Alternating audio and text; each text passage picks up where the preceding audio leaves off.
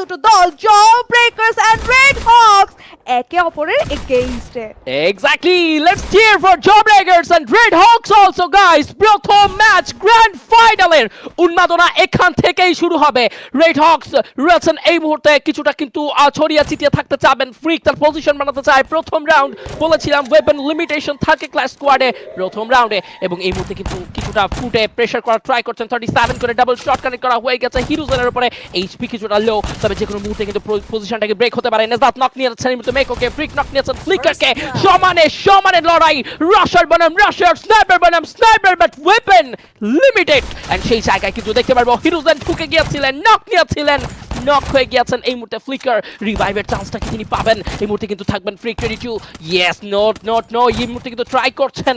হাতে থাকবে M500 and নেজাতকে এই মুহূর্তে বাঁচানোর চেষ্টা তো করবেন, সফলতাও সম্ভবত পেতে পারেন। তবে ফ্লিকার তিনি উঠে দাঁড়িয়েছেন। ফ্লিকার কি আসলে প্রথমে নক হওয়ার প্রতিশোধ নিতে পারবেন কিনা? ফ্লিকার এইচপি কিন্তু 50 কমেছে, আরো কিছুটা এইচপি কমবে। What a jump, what a headshot, Freak! What a show, IGL! But no way! Couture says no chance, buddy. Yes, grand final startটা করেছে টিম দি রেড হক্স প্রথম রাউন্ড উইন হওয়ার মধ্য থেকে, এবং এই রাউন্ড উইন হয়েছেন কোনো প্রকার ম্যান পাওয়ার না হারিয়ে। একদম পারফেক্ট একটা স্টার্ট ইকোনমিতে এই মুহূর্তে এগিয়ে যাবে রেড হক্স। বেশ ভালো খেলেছিলেন ফ্রিক, বেশ কয়েকটি ওয়ান ট্যাপ কিন্তু তার তরফ থেকে দেখেছিলাম হেডশট কানেক্ট করতে পেরেছিলেন, বাট একা কতটা সামাল দিবে এগেইনস্টে যখন থাকে সেরা টিম রেড হক্স।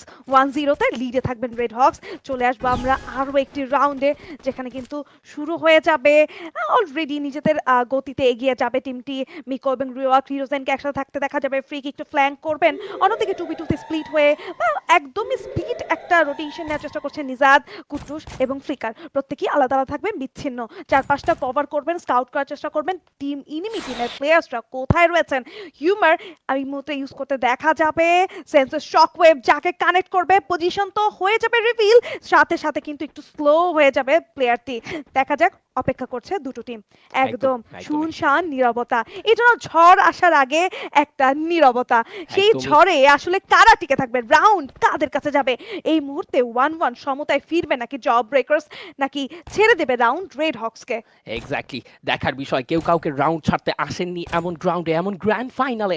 যত বড় ঝড় ঝাপটাই আসুক না কেন, ম্যানেজ করার মতো ক্যাপেবল দল এরা। দুটো দল নিজেদেরকে প্রমাণ করে এসেছে সেই প্রথম পর্ব থেকে, যেখানে নকআউট স্টেজে সরাসরি ইনভাইটেড টিম হিসেবে জায়গা করে নিয়েছিলেন।